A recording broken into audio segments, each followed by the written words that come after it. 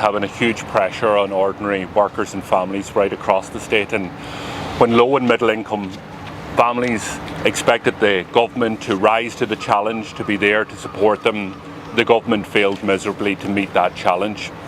And yesterday evening what we had was the Tánaiste come out on TV and call on the ECB to do its job to meet the challenges of inflation by increasing interest rates.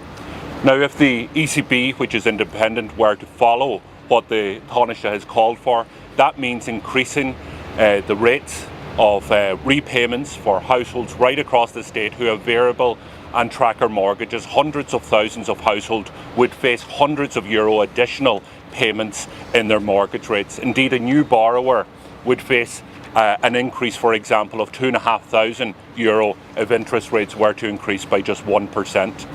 But the Tánaiste's call is reckless, it's damaging. It would not only heap additional pressure on ordinary workers and families, but it is also damaging to jobs and would jeopardise those jobs.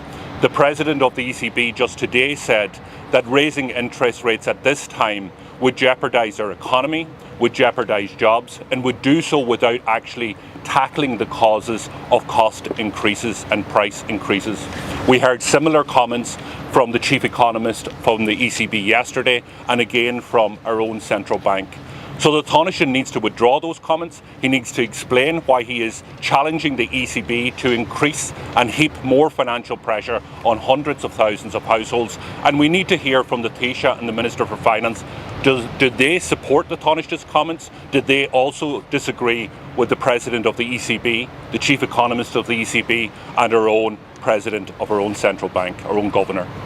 Pearse, could you not argue that it's just a response to the fact that interest rates have been virtually zero for so long now that in real terms the euro hasn't gained or appreciated any value, but if its purchasing power was falling, then you need to just try and stimulate the system and have savings going up the way that they used to, so that monetarily this would be a sensible option from that perspective? No, the ECB will raise interest rates if it believes that a raise of interest rates will deal with dampening inflation. But all of the people I've mentioned, the President of the ECB, the Chief Economist, our own Governor of the Central Bank, have concluded that it is not a demand-side issue, it is a supply-side issue. And we understand that and we know where it is at the minute.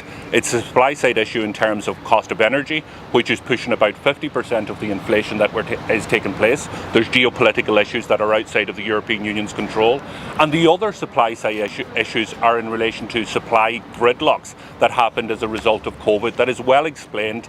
And indeed, the Minister for Enterprise should understand that if anybody should have a grip on those issues. So this isn't a demand-side problem. So therefore, the ECB are right in its conclusions that if you were to do what Leo Varadkar has said, to increase interest rates on mortgage holders, hundreds of thousands of borrowers in this state who are already paying the highest mortgage interest rates in the European Union, if you were to increase that, you would have two problems. You still would have the supply side problems that are causing inflation and causing hardship for many families, but you would now have a secondary problem in terms of demand, which would jeopardise our economy and jeopardise jobs. And the Minister for Enterprise, if anybody, should understand that. And his comments are reckless. He should withdraw them. The central bank is independent, the ECB is independent, and there is no way that a minister should be arguing for additional financial pressure to be placed on these families at this point in time, especially when it would only